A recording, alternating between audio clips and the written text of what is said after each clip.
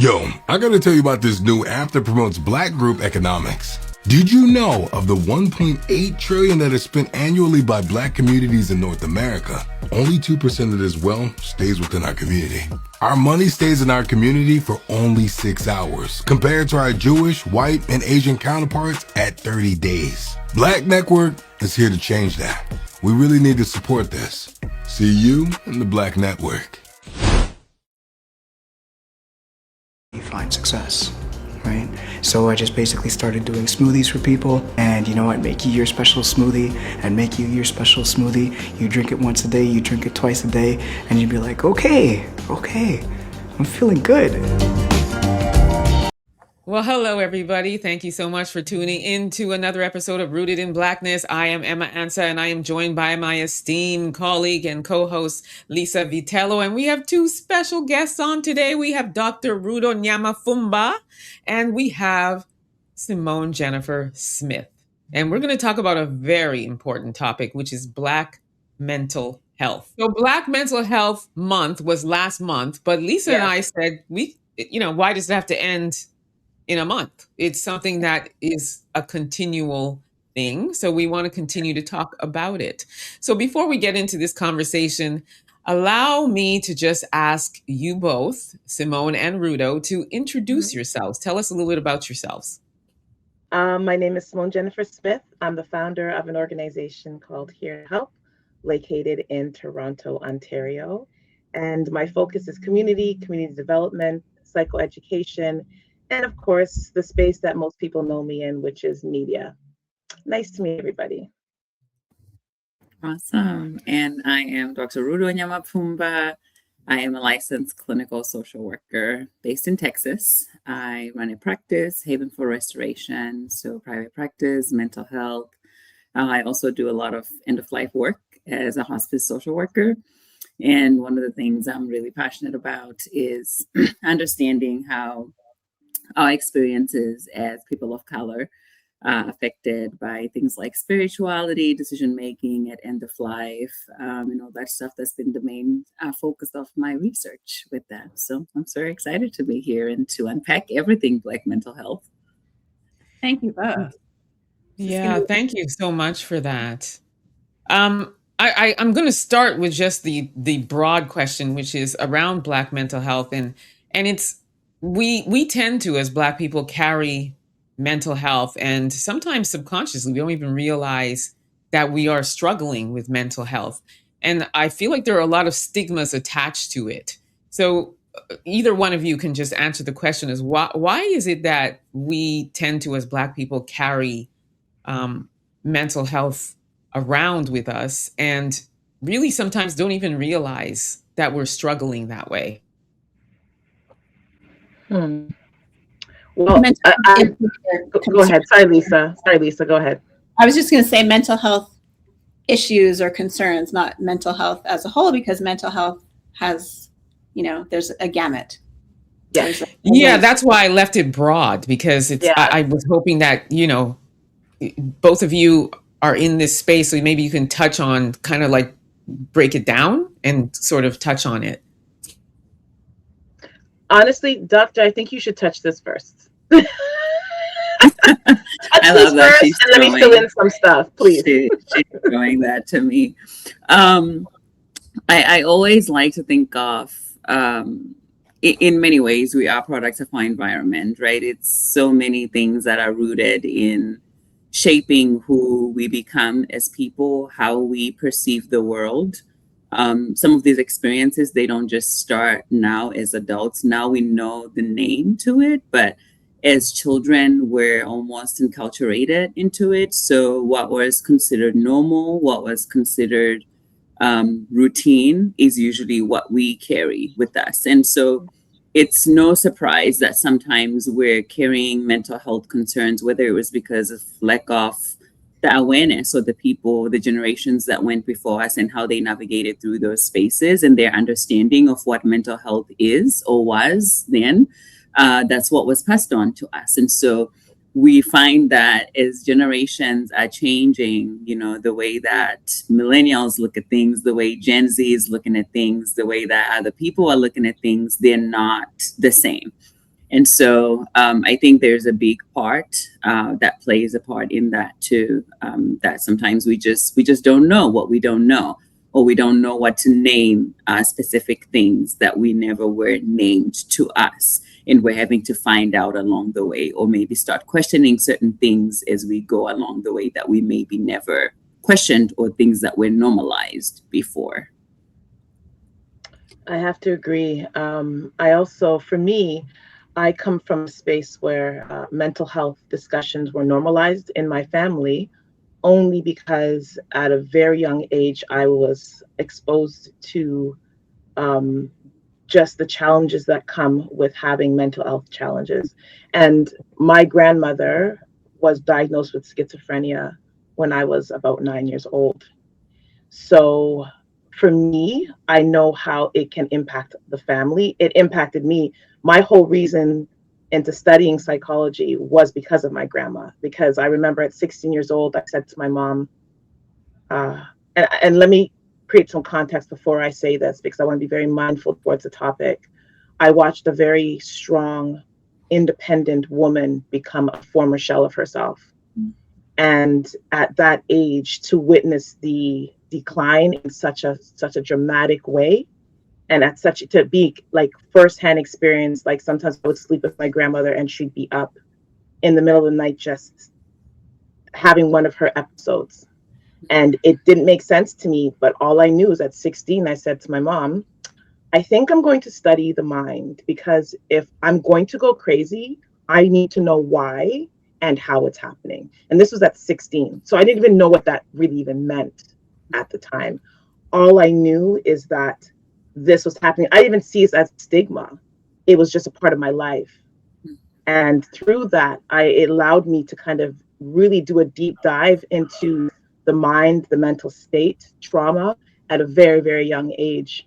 And even with that deep dive, I still found myself, in situations with my own mental health that I didn't understand. But again, I at least had a base point to go from. A lot of people, unfortunately, and I'm going to be very specific about this, because even though we are all considered Black, culturally we're different. And I have to say this. In the West Indian culture, there obviously is a huge thing. Like, we have names for you're gone mud, look at that mud person, all these things. Like, there's nothing nice that is really said about it. So I guess unfortunately for me, I didn't take it as a stigma. I saw it as, this is something that can happen to somebody. It's very real. And I'm very aware that trauma has a lot to do with it, and things that happen, as the doctor said, when you're much younger, when you're vulnerable to these things and you don't really understand it and you carry on patterns, So I'll stay there for now, because there's so much more into that question that we can dive into. But I'm sure you guys have questions for us. I love what you shared, though, about the normal perception of mental health. I think within a lot of our communities, the example that you gave is so perfect to what the perception of mental health is. When we think of mental health, a lot of times we're looking at the people that we're seeing that are going through episodes with, different diagnoses, schizophrenia, bipolar, psychosis, the things that land people in a typical psych ward, right? And I think our focal point for mental health in general is greatly shaped and affected by that, to a point that for someone to then consider their own mental health as a person, or find themselves in a space where maybe they're struggling with depression, or when we're talking about Black men's mental health or Black women's mental health, it's almost hard to compute the two, because we're not, quote unquote, the idea of what mental health looked like then. The people who struggled with mental health illnesses, or that we saw as the examples of what, mental health crisis looked like then, is very different from our own understanding of our struggles. And I think that's where part of that stigma actually comes from, that nobody wants to be called all those names that you're saying, or what we pertain to, quote unquote, crazy, or people who are, in a psychotic state. And yet mental health affects, every single person. If you have a mind, you can be affected by mental health. And it's interesting because I think this is where the crux of the issue is with, and I'm going to say all the cultures, now I'm speaking to all of us as Black people, is that we don't understand that very important point, Doctor, that if you have a mind, it happen to you too. It takes sometimes you think it's a small thing, but it takes one thing to just, because that's usually what happened. Right? It's been happening for years, but it takes one, like they say, the straw that broke the camel's back, and that's it. You are now in a full-blown episode, even though you might have been experiencing things your whole life, you didn't really acknowledge it. You may have suppressed it for whatever reason, but now you're dealing with it, and now you don't know what to do. And I think something that we as a people really need to come to terms with, that we are not we are susceptible. We're not exempt from having mental health issues, and sometimes they can come at different times in their lives. Even women going into, like me, going to premenopausal, hormones are a real thing. Talk about it. Talk about it. Next episode on Rooted in Blackness. But listen, that can cause its own. Listen, we don't, and as women, we don't understand that our hormones can affect that too. And all of a sudden, we're wondering why our moods are up one day, down the next. Why we're, so there's a lot to this. And I think one thing I will say to this is, I think we need to get past this place of thinking it can't happen to us. Yes, it can. Yes, it can. It can happen to you. And then it's when it happens to you, what do you do, or how do you identify that this is happening to you, and you determine, I need help, because oftentimes people are like, oh, like you said, Simone, you're just mad, or you're just crazy, you're just stupid, or whatever. And then you kind of just keep brushing it off, and you just keep going and moving and moving. Well, sometimes you feel like there's this dark cloud following you everywhere, and you can't shake it. And so it's I guess my question is, how do you determine that, okay, I need to seek help? And what does that look like for you being in this profession? I know that's a very layered question. It's that is. I have a couple of things I want to add first, though, because Rudo touched upon the generations. So I feel our generation versus even Rudo, who is younger than at least the two of us. Simone, I don't know how old you are. I'm premenopausal. Well, we're okay, got it. Versus, my 30-year-olds versus my 20-year-old. I feel like each decade, even, there are vast improvements. I feel like my 30-year-olds and my 20-year-olds are so open about these things, relatively speaking. I feel like generationally, they have the means and the opportunity to be honest and forthcoming with how they are feeling, because it's part of the collective societal DNA currently, again, contrary to when we grew up. In addition, as much as social media, in my opinion, has its great negatives, there are also positives, because it allows all of us, especially those coming up, to see their peers or to see celebrities and athletes and so on and so forth talking about their mental health challenges. Black men talking about what they are doing, what they want to do, bringing people on. I was listening to The Breakfast Club, and a couple of episodes actually had rappers on talking about their mental health concerns.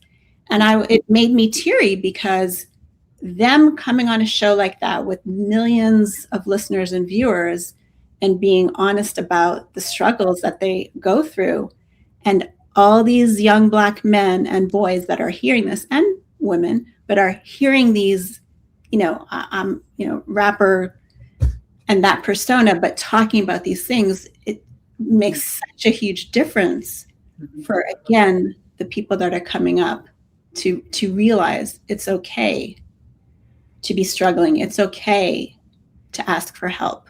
And then, to Emma's point, where do they go? How do they get it? And what are the cost barriers for us to get this help? That's one of my main concerns. Yeah. That's a big one, right?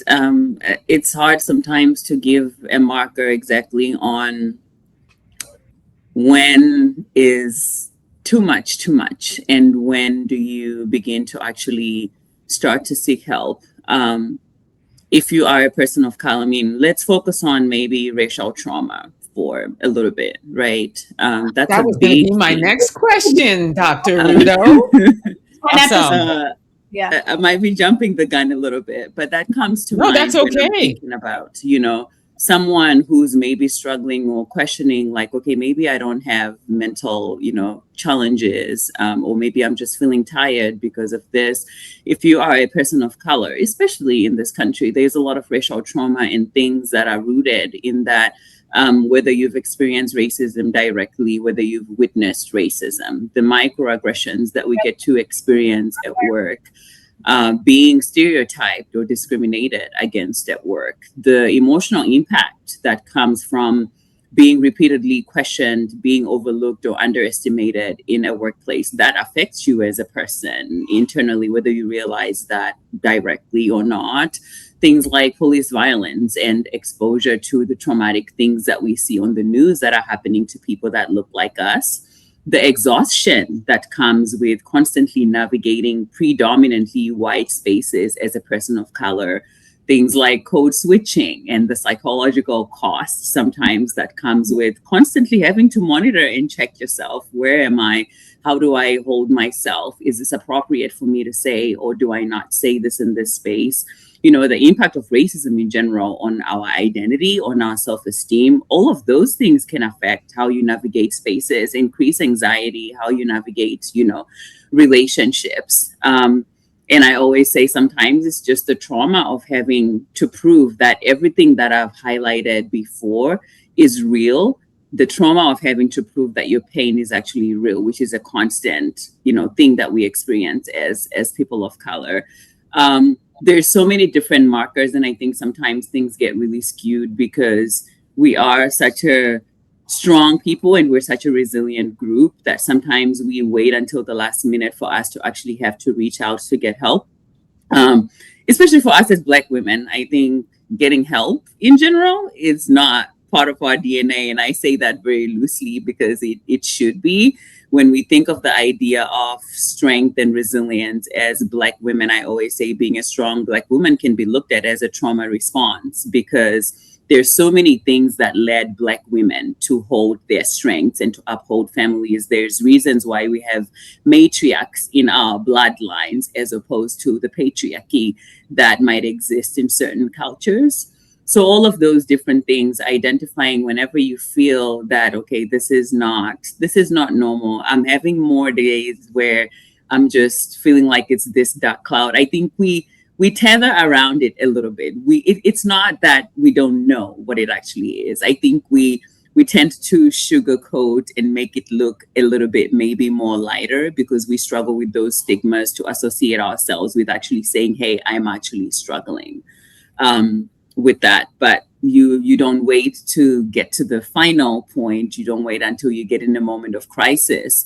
Sometimes dealing with our mental health and finding help is starting in circles like this, where women are coming together or people of color are coming together and saying, hey, this is what we're dealing with. Are you also dealing with the same things? The circles of sisterhood, where people are talking more about their struggles and normalizing their experiences for each other. Sometimes it starts there before you even reach to say, okay, maybe this is actually overboard, that I actually need to seek a therapist and all of that stuff, which comes with a whole lot of other challenges for itself as well.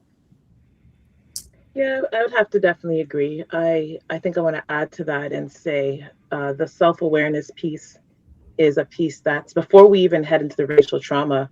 Again, like we have like trauma on top of trauma because we have things that we're dealing with on a personal level that doesn't get dealt with at all. And then we walk into areas and spaces that we're being exposed to more, right? So we all carry, I think sometimes, and I think, yeah, especially us as women, we do tend to carry a lot of a burden on top of ourselves. But this is where I think my number one goal when I'm speaking about mental health and mental awareness is self-awareness, because, you know, like no one knows you better than you. The only thing is, a lot of us don't take the time to actually get to know who we are, right? And doing that type of work is very challenging. It's having to look at yourself and really identify, because we all can identify things that are great about us. We can list off credentials, you know, we can list off, you know, titles, mother, you know, CCO. We can list off all these things: doctor, scientist, you know, engineer. We can list off titles.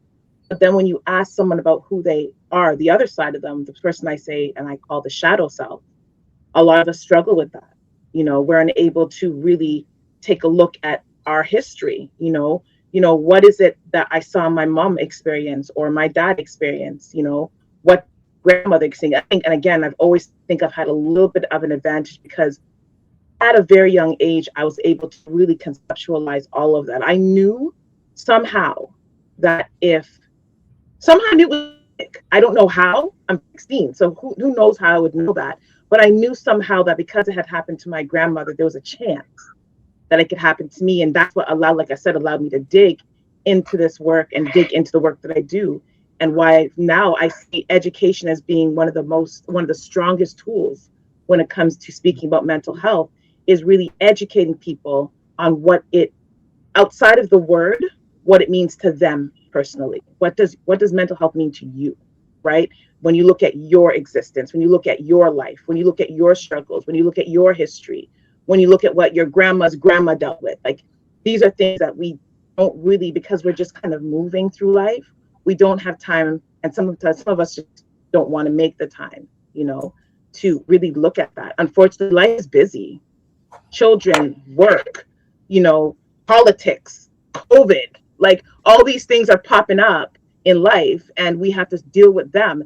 How do you and when do you take that time to become aware of what's happening with you? So when I speak about and when I do any type of psychoeducational training or speak talks or any mentorship, I always focus on helping the person understand about who they are and how they navigate the world, because we all navigate, regardless of culture, we all navigate this world very differently because of what we've been exposed to. So it's a tough thing. I want to piggyback on something you said, Simone. You talked a bit about history and knowing who we are. Mm-hmm. And I'm always curious, and I haven't done enough research because I am not a psychologist, psychiatrist, social worker, doctor in this realm at all. So this is more of a curiosity. The epigenetic memory of the Atlantic slave trade and how that is rooted in us. Number one. Number two, as women, because we are women here, those of us that have given birth, or obviously we have been birthed from a woman, just the trauma that is passed from mother to child. Scientifically, we know this is fact, but diving deeper into it for us, how that lineage and how those traumas have been passed down generation to generation, and how it affects us differently than other cultures. So these are areas that I'm always fascinated by, and that, you know, we know as Black people, as Black women especially, the playing field is not even for us. It never has been. It certainly is not now. But we have so many layers of these inequities that are ever present. So we have those pieces, but then also the burden of all those pieces and how that affects us. So it's just one thing after another at a certain point. And as we've discussed, we as Black women are taught to be so strong. For me, the strength lies in the softness and asking for help and acknowledging that we shouldn't have to do it all and to not do it all. So these are things that I am actively trying to do myself, and I'm definitely better at teaching my girls because they're experts already, which is wonderful. They do things or don't do things that I think, wow, that would never occur to me. So Yeah, I'll be the first to admit that I don't have a problem either asking for help, but that wasn't always a thing, right? Like there are many times where I felt a certain way and I was like, why do I what like things can be so good work-wise, finance-wise and everything, but yet still I'm still not feeling happy. Like every day, I'm still not feeling. So it's like, what is it? I think for me, when I really realized that I probably need to get therapy is when I realized that I know I can't have kids. Like I have a bad uterus. And so the one thing I've always wanted to do, to your point about, having children and passing from trauma from mother to child, I've never had that experience, and then having to be faced with the fact that you will never be able to do it was really hard for me. It was very hard, and then having to physically have the surgery to take the thing out that is what a woman has in order to bring forth that, having to heal from that physically and then heal from that, it was a lot. It was a lot. And my breaking point for me was when I went for my follow up after my surgery, and I was surrounded in a room, like a clinic, with nothing but either pregnant women or women holding their newborns. And they were there for their follow ups. And that's when I sat there, and that's when it really hit me. So to your point, Simone, it can just be one thing. One thing can happen. It was that one day that it finally landed on me. And by the time I was in front of my doctor who performed the surgery, I was in hysterics. Yeah. And that's when he said, we need to get you, into therapy. So I just wanted to share that because that is when I realized I needed help. Yeah. It's a Thanks tough for sharing one. that. That's a Yeah, lot. absolutely. It is a lot. And it's coming from Emma, as you know, I share some of the trauma with that as well. It's a very tough, and acknowledging that you need that help in that time can be hard too. That acknowledgement, I'm sure, was probably really hard. You're like, yeah, I can't do this. Yeah. Oh, yes, absolutely. I can't do this. Like it's that, like it hits you. Like I don't know what I'm gonna do. I just know this is too much. For me, it was a realization of there's all these things happening to me repeatedly. And at the center of all of that, the common denominator was me. That was my realization. Because as people changed in my life, but the experiences tended to be the same. So I couldn't keep blaming all these people that were coming into my life. At some point, I was like, okay, something here tells me this is not them. This is me. And I'm going to go into something that I know the doctor is going to be able to talk about, something else that we have to stop doing as a people is, I don't know how many times I've been told to just pray about it. Well, that was going to be my next. Rudo. That's where I was going to go next. Simone did not know this. So look at God. Look at God. Like, let's pray about it. And listen, I'm all for prayer. I'm a wordsmith. I believe words are powerful. They are necessary. And yes, the way you speak to yourself is very, very important. I know this. But you can't just pray things away. It doesn't work that way. I'm sorry. I've tried. Or does it? Because okay, Ali, go ahead. Only because, and I'm on your side, me personally, Simone. So I just want to be clear. However, and I'm so excited because this is something that Rudo is very experienced talking about. Yay! Are massive numbers of us who really put that blind faith, and I believe in faith. If not for faith, this society would not function. There is a place for faith. However, two things, and Rudo, I'm excited to hear you talk about this. Number one, if you believe it enough, is that enough? Because I have seen, with my own eyes, I have seen people who have believed so deeply things that should not have happened, healings that should not have happened, as an example, have happened. Number one. Number two, to your point, we believe so much and we put our faith in Jesus, God, whomever, and we don't want to stray from that belief and feeling that Jesus take the wheel, those kinds of things. I feel icky as I say it, but that's just Oh, let's go back to, because there is actually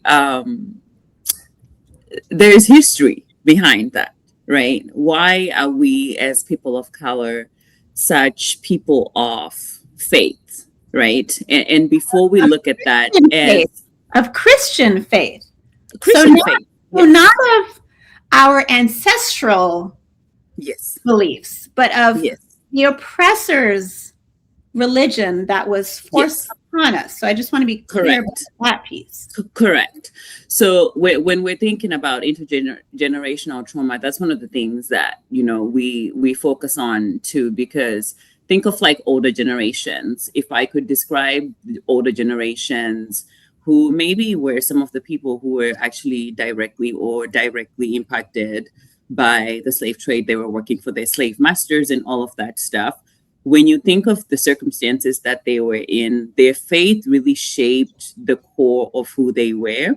And in those circumstances, we're not really looking at their faith as maybe a bad thing. It was a source of coping. They sang hymns as they were working. Their faith was the only thing that they really worked on. And so there is a part of like resilience building that was happening during that. It was the one thing that they knew to hold on to, because when everything else that was around them was going wild, they knew they could hold on to this hope and their faith and their anchoring, right? Now, with the knowledge that they had, and this is where sometimes I think our younger generations, we tend to miss the mark a little bit. I think I always say we've become the generations that we look at all of the older generations that have gone before us, and we've almost made them look like villains that passed on these bad things to us.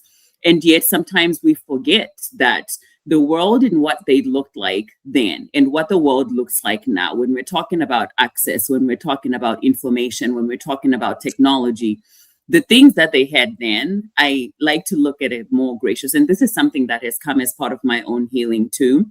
And what I have done to reconcile what maybe I would perceive, quote unquote, as some generational trauma that was passed on to me. Coming to a point where I'm like, okay, my grandmother did the best that she could with and I use that statement applying to me. It's not to say that everybody it applies to the same people, right? Because I know there is some toxic, family relations too with that and things that happen. My grandmother did what she felt was best. My mother went a little bit further and did what she thinks was best. I also went a little bit further, and I'm also doing what I think is best. And as much as I am so aware of all of these things that we're trying to change and turn around in my generation, I know I'm not going to get all of it to my daughter. And my daughter is going to also have the responsibility of going another step further and moving things forward a little bit. So when we're talking about faith and the idea of this thing being passed on, we look at it as they gave us something. To them, I like to think of it as a gift that they passed. Imagine being in such a desperate situation and you know that you found this source of hope in this situation, and you want so much to equip your child to be able to conquer the world. But the only thing that you know to pass on to them is this one hope that you think you have, right? They might not know the flaws that came with that now because of information and technology and progression and our own awareness too. And that's the good thing about self-awareness from what Simone says, is because you can pause here and I can look back and say, okay, I'm doing stock taking of what was passed on to me. What do I want to keep and what do I want to let go of? I don't think a lot of people do that. We just take everything and we think that everything that we have was given to us and we need to embrace that. But that self-awareness, when you get to that point, you're looking and say, okay, this is treasurable. I really need to keep this, but this I need to question. Maybe this I can alter. We don't use the same templates, in each and every single thing. And because our younger generations now, we're a little bit more aware of different things. We are more increased, to open to therapy. We have greater awareness of our trauma. These are not things maybe that our older generations were a part of. So I really just wanted to clarify on that sometimes the root behind, let's pray about it, it's because maybe somewhere along the way, someone just took that face value and did not stop to think and say, okay, with everything else that is happening around us, can I also pray about it and do therapy at the same time, which is now the autonomy that we have, right, as people? Because I can't say that the faith piece of it, I want to disregard of it. And that's a personal choice that I'm making. I want to keep part of that faith. I want that to aid into my resilience. I want that to support my journey because it is a strength.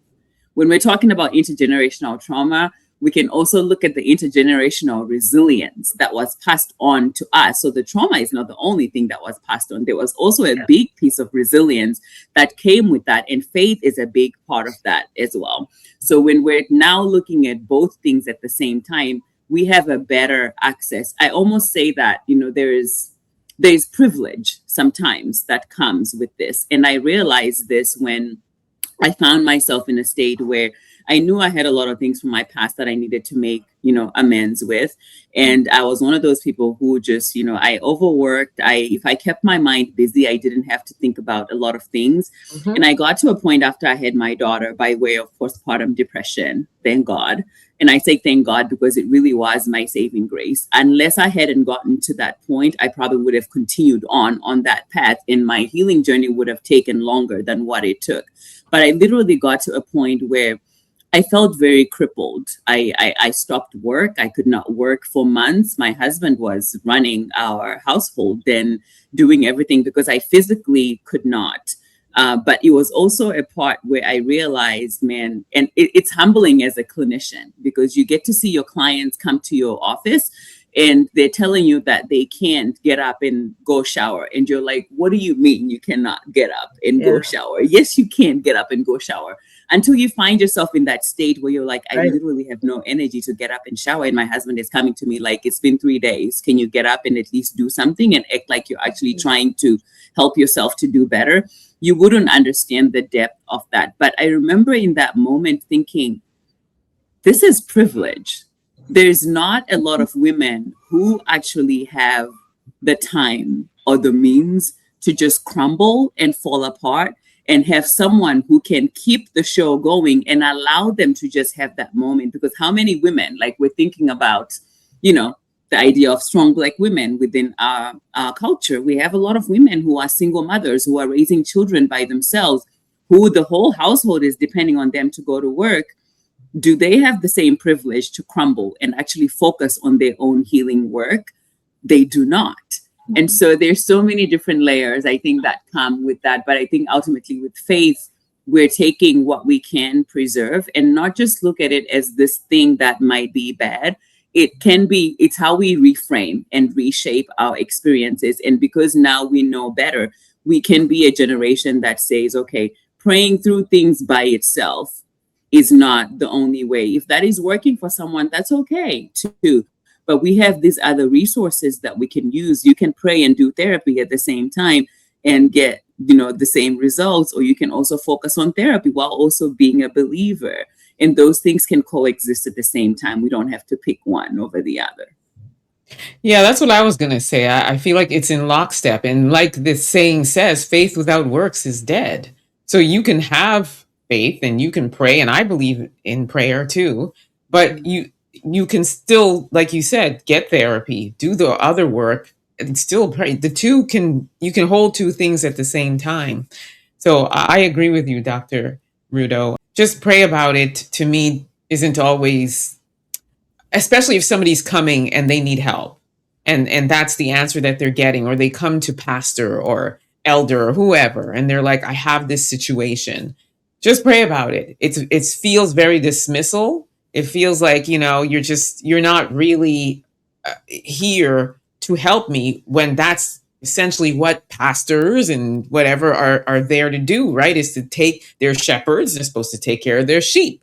So, when you hear that, that's why a lot of people aren't believers, and don't want to have anything to do with the church or pastor, and things like that. So I believe you can do both, Yeah. but you got to do the work. Yeah. You do, And there's some knowledge gaps too, with that. Like if we're looking at some of those, the reason why pastors are such a big thing in our communities, and see that a lot in a lot of our hospice work, that we're having to actually figure out ways to bridge the gap to utilization to things like end of life care for African Americans. And the ways that we're actually doing that is through the Black churches and empowering our pastors, because they're very trusted people within our communities, empowering our pastors to understand what hospice and end of life is, what it is not, and using them, because we know the role that they play within those communities, that if someone goes to them and they're explaining this thing to them, they might not necessarily take it. But if their pastor says, because of the regard that they hold them up to, they're going to listen, and they're going to be more, receptive to receiving that information from them.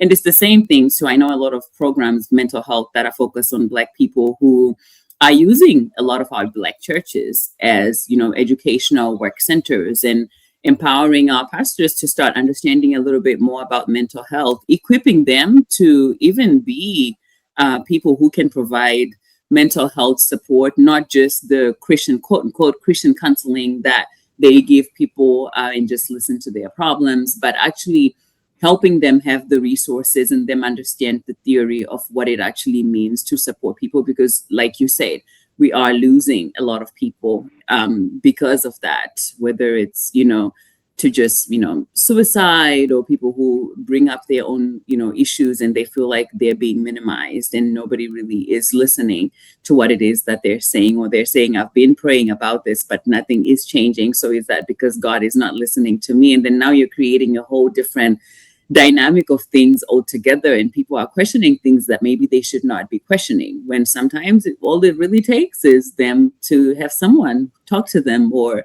get some antidepressants, or things like that, where we're wanting to do more practical things too with people who are influential in our communities. I agree. I touched upon this previously, but I want to bring it up again. The cost barrier to mental health practitioners for communities of color, specifically Black communities, but also as a Black woman, I would like to see a Black woman as a therapist. There are only so many Black women to go around compared to the number of Black women that need therapy. So do you find yourself really thinly spread out in terms of who you have time to see in your practice, and how do we get more practitioners of color, Black practitioners, both male and female, into this field? We met working, I won't say the school, I don't love the school, but in an MSW program. So, my caseload, most of my students at that time were Black women, but I don't know how many graduated. I don't know how many actually work in the field, years later, but I know it's really hard to find a Black practitioner and to afford this. And if you're saying it's difficult in the United States, you can imagine how difficult it is here to find one.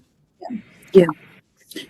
There's obvious. I mean, there's so many different resources, and I love that you say that they can only be so much of Black clinicians and Black therapists. However, I always encourage people that that should not be the stopping point in their looking or in their searching. I think sometimes Why? people really undermine.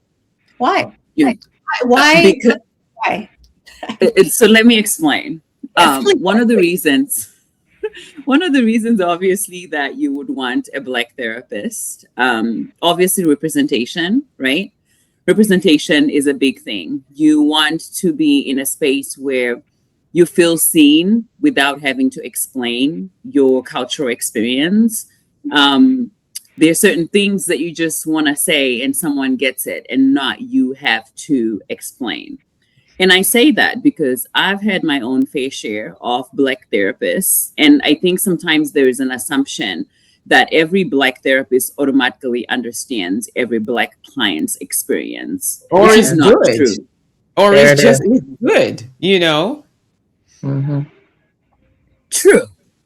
But cultural competence sometimes matters, even when the Exactly. therapist and the client share the same race. So we can be both people of color and us actually not get each other in the way that we think we would be able to get each other. It gives us a better chance just because they might have some sort of relationality to us.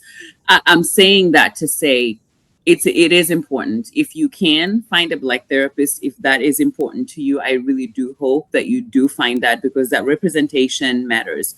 But race alone doesn't necessarily determine the therapeutic competence or what the outcome for your therapeutic journey is going to be. And this comes from me as a clinician, having been surprised by some of the amazing therapists that I've had. Like my therapist right now, she is white. She's as white Mine as they too. come. Okay. Mine too. And it took me almost getting myself out of that shell to say, okay, I've tried this, this is actually really not going as best as I think I should. How about let me actually be open-minded? I think a lot of people where they struggle with, even as practitioners, right? When we're talking about cultural humility and cultural competence, all it takes is someone who has the awareness of what Black struggles really are. Someone who's actually fully invested. They might flat out tell you, you know, I'm not Black and I cannot relate to some of the things that you say. However, Yeah. maybe I have worked with a lot of people of color and I do understand some things, but I'm also depending on you to kind of guide what this journey looks like for you, and you school me and bring me into what your cultural world really, really looks like. And now looking back, I've gotten more out of those experiences than I did. And which is why I'm always saying, don't let that be, it's important. Yes, I don't want to minimize that, but don't let that be the determining factor that you're just not going to try anything else. It also doesn't help that people have had really, really bad experiences with therapists of other races, right? I can tell Yeah. Lisa, you know, Clearly. if you're here now, Clearly. and all that. And so and it's valid. Your experience Yeah. is very valid. I want you to hear me very clearly, but I also don't want people to just look at it. There's no one path to this. Like we can all take so many different paths and that still, you know, be okay. Ultimately, if your mental is being checked and you're getting what you're supposed to get, that's okay too, even if they don't look like you. Yeah, I agree. I'm very intentional about always doing B1. You know, that's Yeah. my thing. But they have to be good. And like you said, they have to be competent. And when Yeah. it comes to my mental health, my physical health, I've gone through situations where I've had the worst Black doctor and the worst Black therapist. So I agree. But my to Lisa's point, my intention is always B1. That's always at top of mind, but I'm not opposed to, you know, as long as you're good at what you do. My only question for you, Dr. Rudo, is so you talked about your therapist being white, and you talked about, you know, having a therapist or therapists that were non-melanated that will say, well, I don't know that experience, so help me. Yeah. That for me is where I'm like, I struggle to want to have to take the time to help you And understand. I'm paying for this time, and Yeah, I'm that you. that's where I struggle. It's like, and And my thing also, my other struggle is I don't think they'll ever really truly understand. Like they'll ever really truly understand what, if I'm coming to them about racial trauma, for example, Yeah. I Yeah. don't know how they can provide me with the tools I need to deal with it. So that's where I struggle. And I So get that. I'm kind And of that's why it ambivalent. comes down to each individual person. If that Yeah. path obviously does not work for you, that's Yeah. okay. Move For you on. to Yeah. abort mission and say, let me just stick to this and stick to what works for you. I'll tell you the why maybe my opinion maybe might be slightly biased towards this. The first day that I went to my current therapist and I'm telling her about all of this, I literally sat in her office, and this is through postpartum, and I'm at my breaking point, and I'm crying, and I'm like, I'm so tired of being a strong Black woman. I don't want to be strong anymore. And I'm telling her my life story and how I got there. And she paused, she let me talk about what I talked about, and she stopped and she listened, and she was like, it's very interesting that when you're sharing all of these things, I'm sitting here in awe of the things that you've become, the things that you've overcame, the journey that you've walked, and the fact that you're still standing here and looking at me. And I'm wondering what part of that makes you not want to be strong, because I feel like your strength is actually what got you here. In the moment, I don't think I took it the way that I took it after a while. I sat with it because in the moment, I'm like, you don't understand. I am exhausted by strength. I also want to experience ease. And you don't understand that I have not gotten to experience all of these things. But I stopped after a while as we kind of journeyed, and we circled back to this conversation at some point. And I realized, I was like, you know what? The idea of my resilience was not the problem. I was exhausted by my resilience and my lack of boundaries and not asking for help and not needing, asking for what I need assistance with.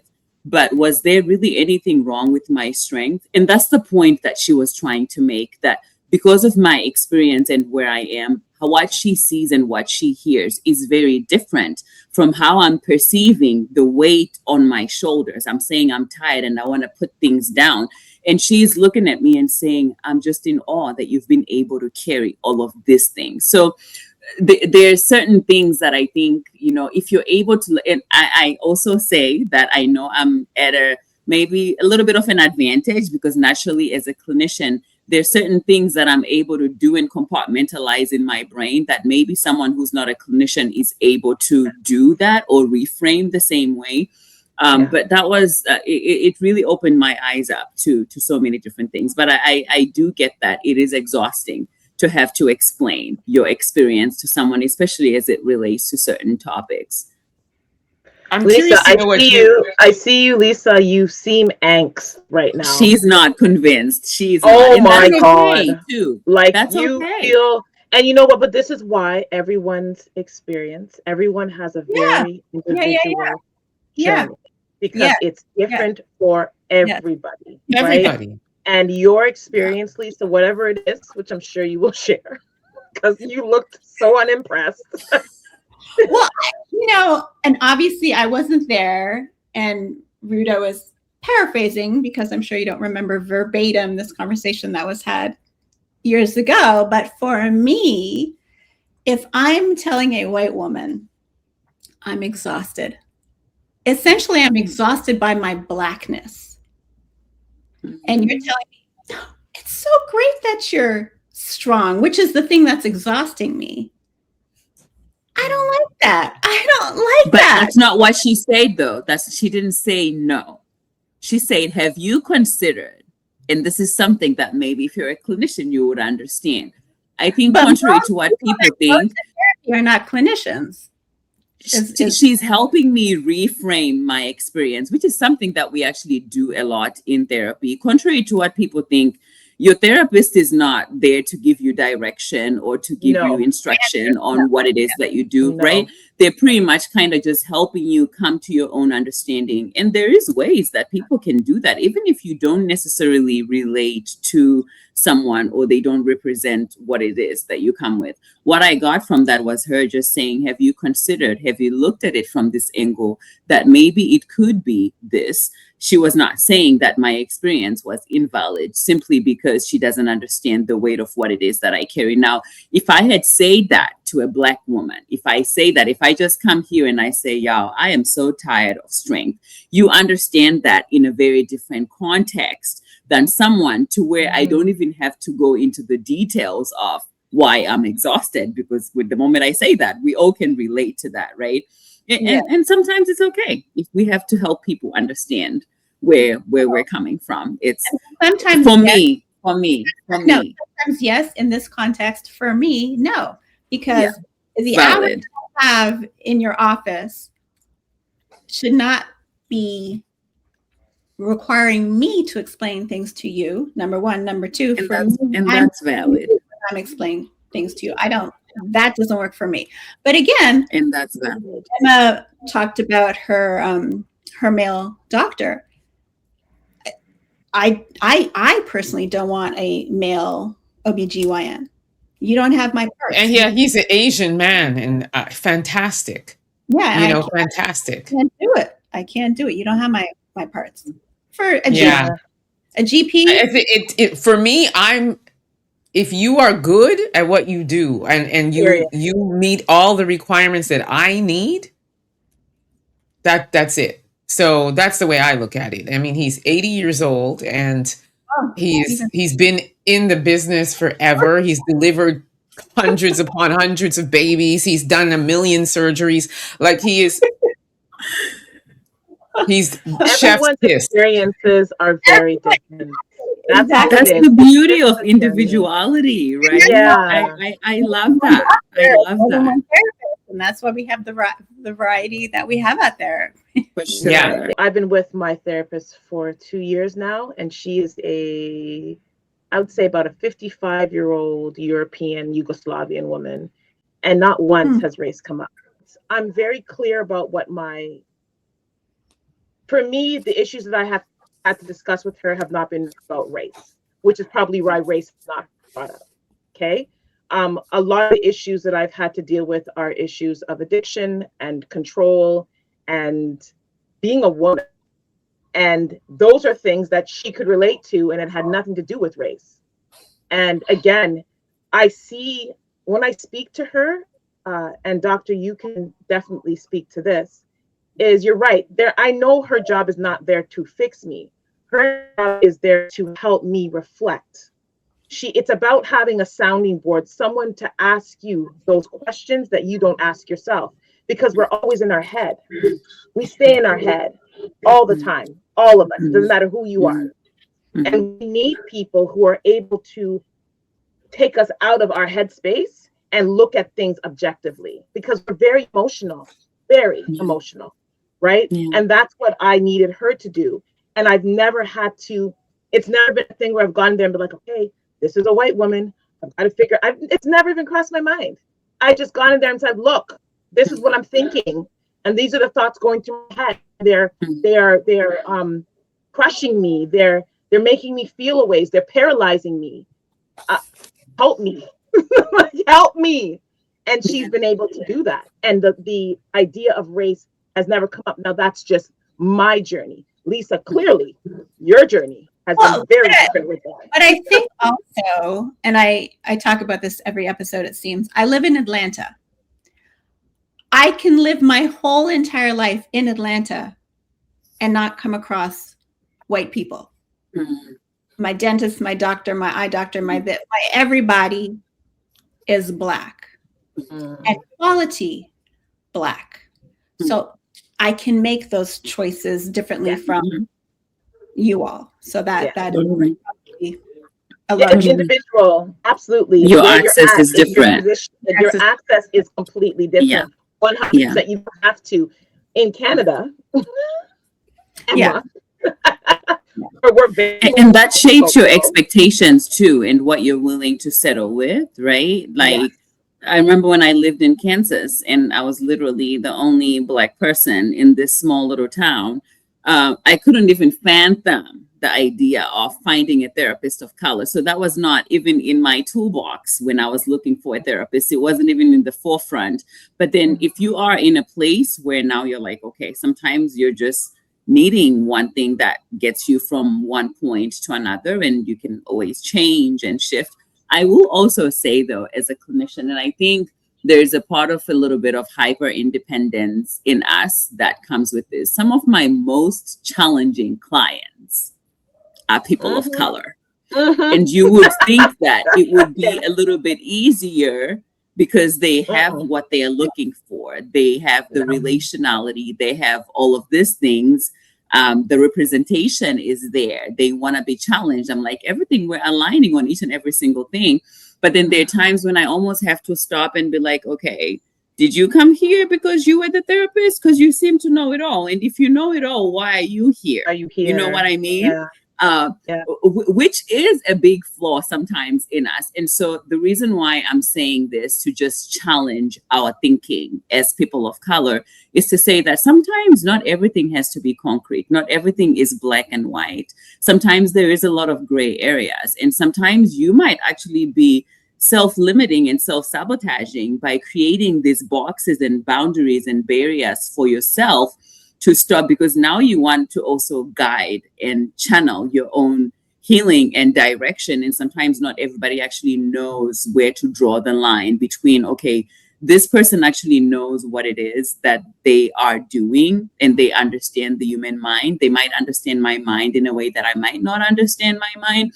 And those are the clients sometimes that I struggle with, because if you're coming to me and all you want to do is to, if you already have everything figured out, why are you coming here? But that's usually the energy that a lot of my clients of color actually bring to the therapist session. And we have to have those real conversations to say, this is what I'm sensing from you. You seem to be having maybe some blind spots here and there. And I want you to maybe consider that this might be something different, or we might go a different path here or a different path there. We are talking about the diaspora of us as a people in our podcast, Rooted in Blackness. Within the context of this particular conversation, I'm wondering if a Black American woman having a Black African clinician, that there's not that alignment that one might think on the surface because of their experiences. You know, for me, for Emma, for Simone, assumedly, having those life experiences that are more diverse than the stereotypical Black American experience. I wonder how much you think that factors in your practice. It definitely does. And that's exactly what I meant when I say just because we're both people of color, it doesn't necessarily mean that there's going to be competence between the two. My experience is being raised in a Zimbabwean community might not necessarily translate to the experiences of an African American person who was born and raised here. And as a clinician, there is a part of me that also knows that I also have to practice cultural humility and cultural competence when I'm working with any Black person. Like, no Black person is created the same, right? And even in our own individual families, we all have our own traditions and our own cultures. And if I'm going into that space already assuming that just because we look the same, we have the same experiences, I'll be remiss, because our experiences are not the same. If you start telling me about what your upbringing looked like when you were going to an elementary school here in the United States or in Atlanta or wherever you grew up, I might not relate to any of that because that was not part of my upbringing. But then it doesn't necessarily mean that I might not be able to empathize. Neither does it mean that we might not be able to build a therapeutic relationship with that, which is usually a bias. And that's why I'm saying our minds, they're very capable of expanding beyond that, because I see how my clients expand their mindset beyond that. By me saying, I didn't grow up in Southside Chicago. Tell me a little bit about what it looks like growing up in Southside Chicago. And they don't have a problem doing that, partly because we understand each other, we relate to each other in some parts, but not in others. But then if a therapist who is Caucasian asks the same question, automatically that raises a different thing in them that they might not realize, that they're still bringing me into their world, even though I'm a Black therapist who doesn't necessarily understand what their lived experience is. Does that make sense? Yes. It makes sense. I just wonder, this example, as an example for me, if I'm from the south side of Chicago and Rudo is asking me about my experiences growing up as a Black woman on the south side of Chicago, what I tell her might be different from the white male therapist asking me the same question. I might give him different information. Yeah. So that's the things that I think of my non-therapy, non-psychiatrist, psychologist, therapist, clinician brain. Yeah. But these are the things that I think of.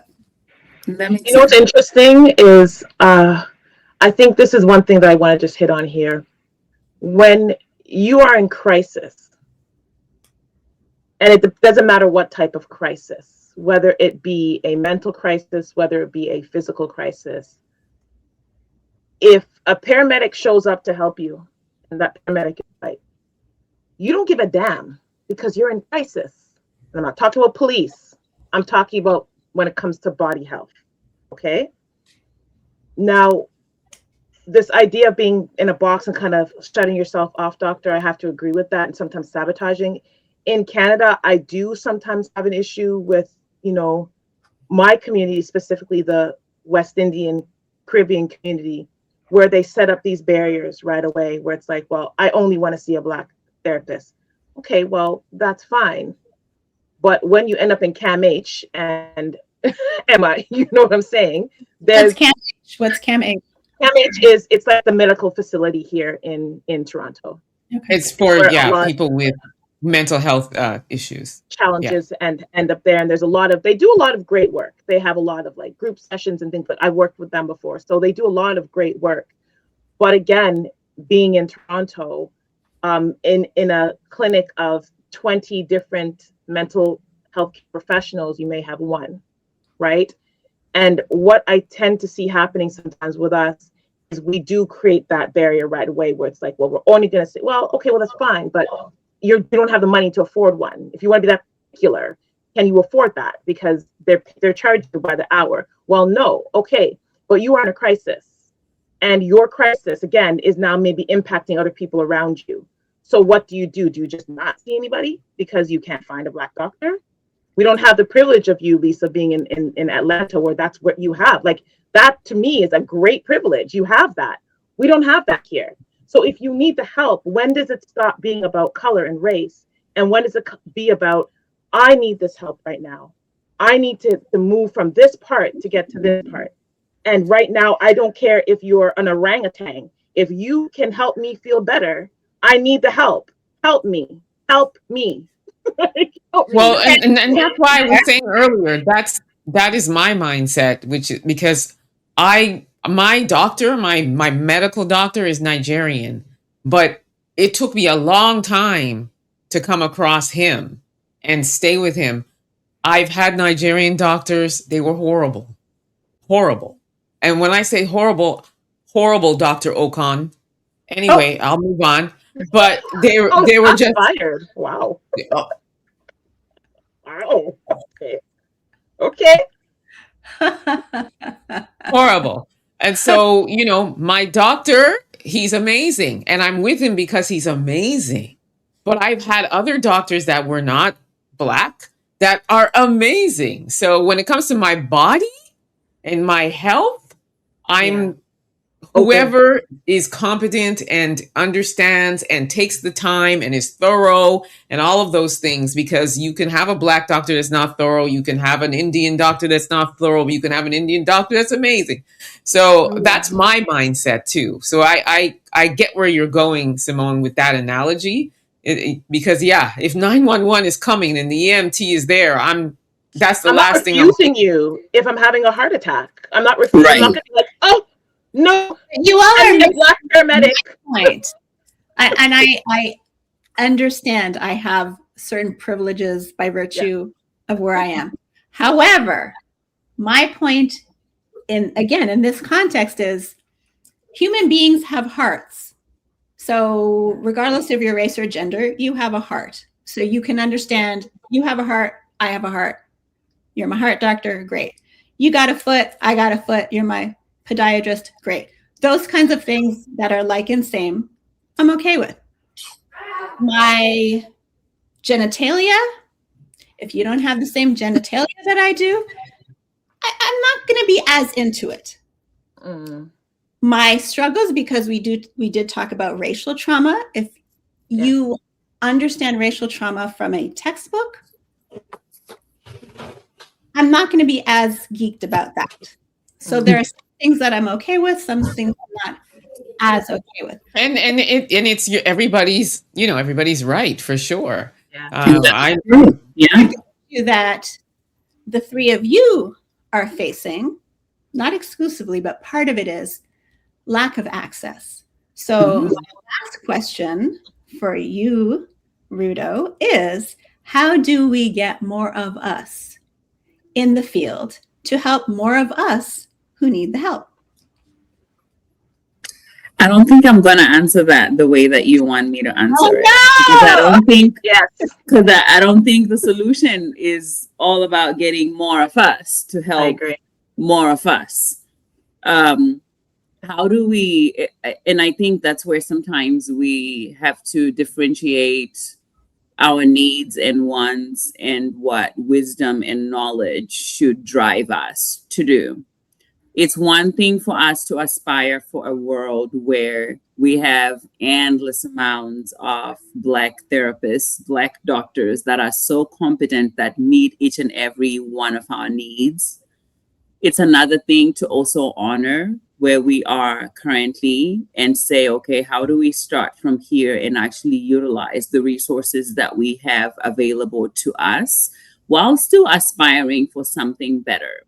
Because what could make a difference between those years when we're waiting until things are ultimately what we hope and dream that they would be, could be a matter of life and death. You know what I mean? I'm not disagreeing with that at all. We don't have the privilege sometimes to be able to do that. Now, there's so many different things that we're already, doing. I know we have groups of therapists, whether it's therapists of color, Black therapists, .com, all of those different, organizations and entities that do try to promote that.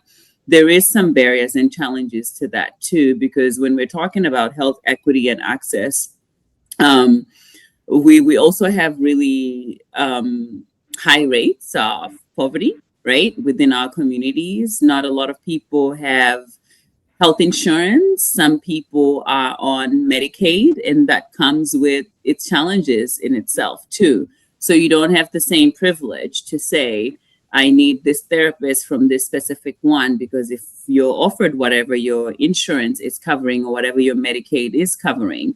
And from our lens too, as clinicians, when you look at the reimbursement rates for those programs, they're extremely low. So you find that there are some therapists sometimes who struggle with serving those communities or serving our own communities, because we're also trying to make a living while we're doing, all of these things. So there's so many different things that I think are barriers to that. But what really should be the focus is, while we are aspiring for this, while we're empowering more people to be clinicians and representation and serve more people like us, it's stories like Simone's, it's stories like mine, it's people who grew up being part of these communities that are aspiring to become something else. And that still happens. The impact that we're making, we have a lot of, I mentor a lot of young Black girls, whether in my home country or here in the US, or with our social work programs that I teach at Texas State. Those are impacts that are happening, but we might not see the big picture or the results of those things. And what matters right now is that we do make the most of what we have in the moment and see how best you can navigate through that, even though we're still hoping for something that is bigger. So the solution isn't necessarily in getting more of us to help us. There might be other people who don't necessarily look like us who can help us and maybe even help us more effectively. And I know that's not something that people might want to hear. But if we open our minds a little bit, if you are in a moment of crisis, you're really thinking about what could get me out of this crisis. And sometimes it's just the bridge that you need. It's not to say that you're stuck with this therapist for life, but if they could serve something and bridge you to the next thing when you get to a better place and you have more access, or maybe I might move to Atlanta one day. I'll have the privilege to choose whatever therapist that I want. But right now where I'm at, I'm going to have to just stick to what I have because that is what is helping me for now. And that's the key. This therapist is helping you. And that is what it's about. Go ahead, Simone. I want to add to that because one of the things I have in my LinkedIn profile is I call myself a psychoeducationalist. And there's a reason for that, because I think education is key with a lot of the work that we have to do as a community. So I have my master's in humanistic and clinical psychology. I actually got it in Detroit, Michigan. When I came back to Canada, because I lived there for 10 years. And when I came back, one of the reasons why I didn't become a clinician is because it became very political. And I said, I'm not doing this. My goal has always been to help my people, period. So I said, if I have to jump hoops and through hoops to help my people, I'm not going to do it. It was just the stand that I took. So now it opened me up to the community where I can educate people on self-awareness and what it means, like not crossing the line. I don't give therapy. I do coach and I mentor younger people, yes. But my focus is helping people understand their psyche, period. And that's how I have decided to give back with the knowledge that I have. I've gone through my own personal experiences, so I can sit down with many different people who have gone through many different things, whether it's bipolar disorder, borderline personality disorder. I can name off the DSM-5 if I wanted to, but it doesn't matter. I want people to understand that outside of the labels, you have to understand who you are.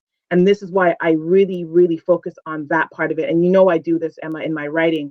Majority of the writing that I do is on psychoeducation. It's about going behind the labels and looking at the individual person, period, right? And you said something, Lisa, about us having the same heart, the same feet. We don't. We are different. Just like when they wanted to do, and I know this is a topic, we're not going to go into it now because we got to end, but when they sent out this COVID shot to the whole world, you can't give a shot for everybody because we're all different.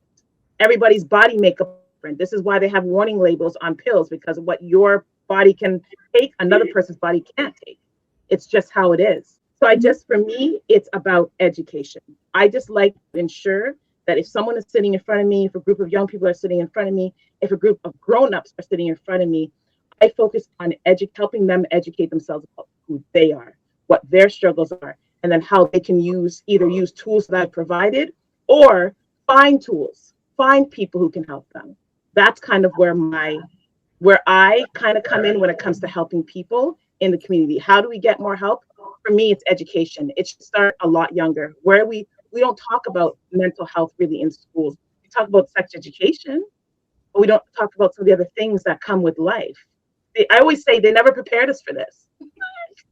No one in school prepared us for this, for lifing. No one did, right? So we need, I think where it comes in, there needs to be a lot more focus on education of self. That knowledge of self piece is extremely important. I think generationally and geographically, things are different. To your last point, my youngest from, I would say, elementary school, they've had mental health incorporated into their day, into curriculum in LA, and then throughout high school here in Atlanta. So generationally, geographically. Yeah. My foot and that white man's foot are closer in similarity than his penis and my vagina. Very different. Yeah, we can't compare those. No. I don't know all nearly 8 billion people on this planet, so I cannot speak to how different I am for each and every person. I'm talking in a general context, right, again, for this conversation. So I just want to clarify that.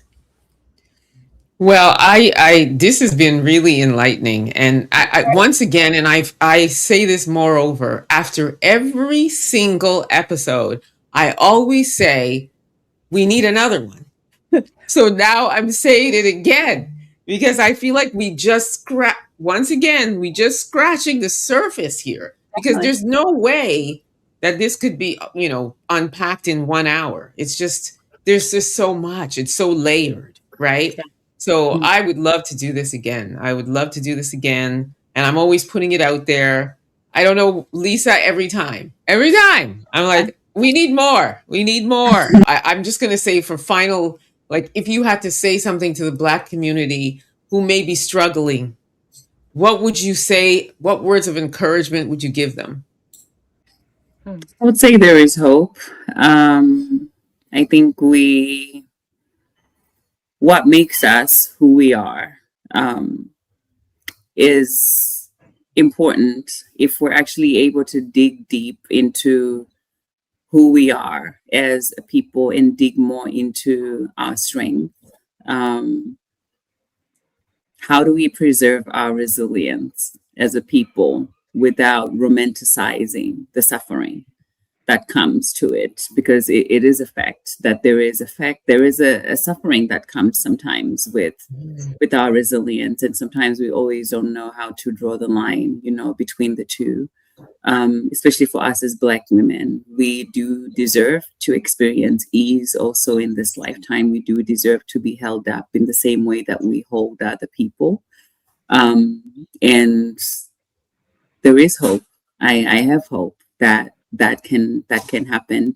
Sometimes it does start with us. And before you do anything, I challenge you to look inward before you look around you. Those will be my final words. That's beautiful. Yeah, I think for me, it's feel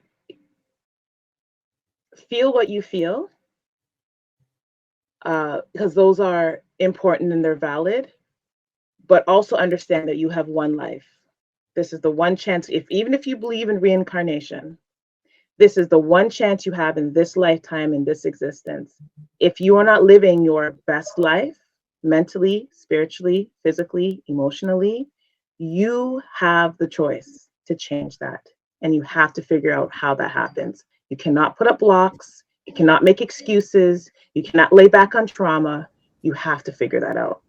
If not, your life is just going to be excuse after excuse after excuse after excuse. And who wants to live their life like that? I know I don't. I don't.